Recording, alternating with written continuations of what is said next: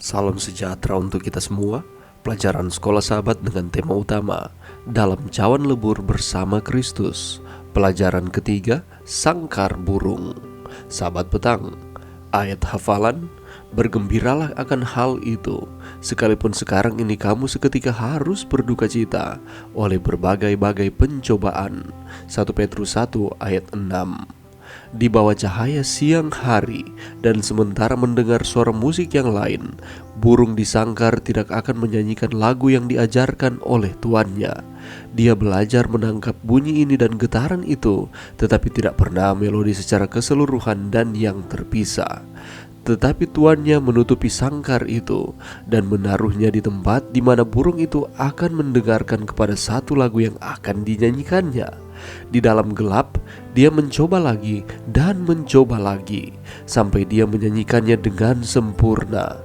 Kemudian burung itu dikeluarkan, dan sejak itu dia dapat menyanyikan lagu itu di tempat yang terang.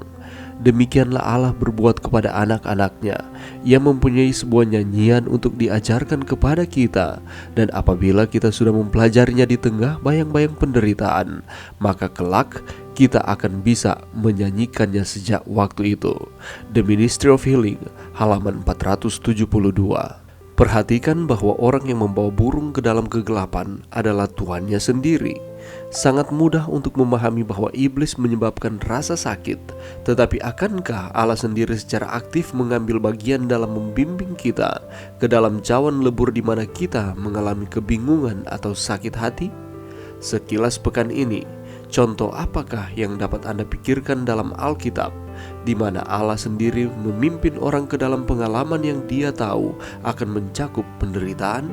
Menurut Anda, apakah lagu baru yang Dia ingin mereka nyanyikan? Adapun ringkasan pelajaran dan pokok-pokok pelajaran yang akan kita pelajari sepanjang pekan ini. Pekan lalu, kita mempelajari berbagai jenis cawan lebur. Pelajaran pekan ini lebih berfokus pada cawan lebur kedewasaan.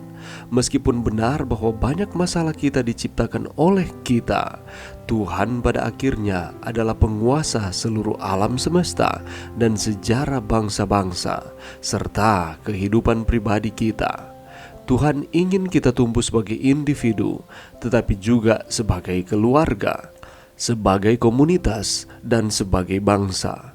Dalam konteks kejatuhan kita, pertumbuhan membutuhkan dimensi tambahan. Ya, Tuhan menyelamatkan kita dengan kasih karunia-Nya.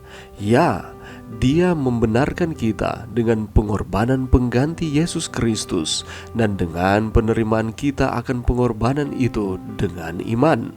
Tetapi kasih karunia Tuhan bukanlah solusi yang murah, tidak berhenti pada tingkat level tertentu. Kasih karunia-Nya mendidik dan mengubahkan. Hidup dan keselamatan bukanlah pengalaman teoritis.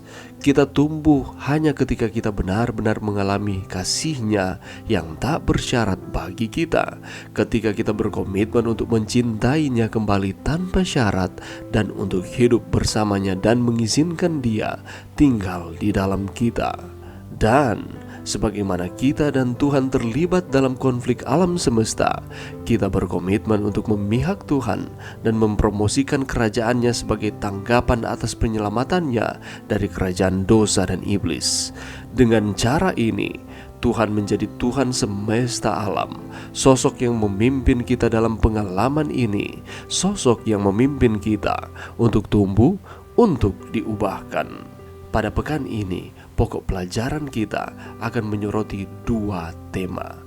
Yang pertama, Tuhan memimpin kita melalui perjuangan dunia yang jatuh ini. Sementara hal ini menghibur kita, itu juga memberikan kita kekuatan dan keyakinan kepada Tuhan. Yang kedua, hanya ketika Tuhan memimpin kita melalui pertempuran hidup, kita tumbuh dan diubahkan.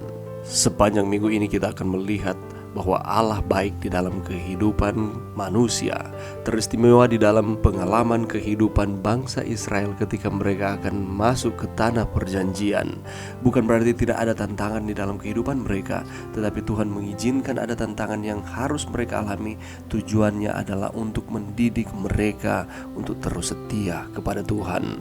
Bagaimana cara Allah menuntun bangsa Israel hingga sampai ke tanah Kanaan?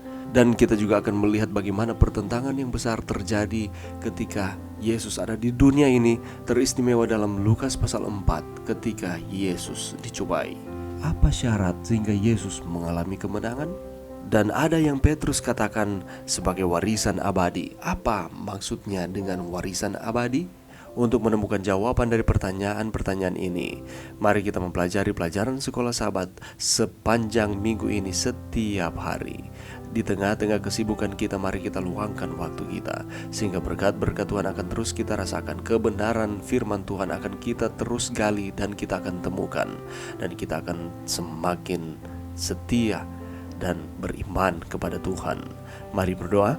Terima kasih Tuhan atas firman-Mu pada saat ini, dan bantu kami Tuhan untuk kami dengan tekun mempelajari pelajaran sekolah sahabat, pelajaran yang ketiga sepanjang minggu ini. Bantu kami Tuhan untuk kami terus setia kepada Tuhan di dalam kehidupan kami. Ini doa kami, ampuni kami orang berdosa, di dalam nama Yesus.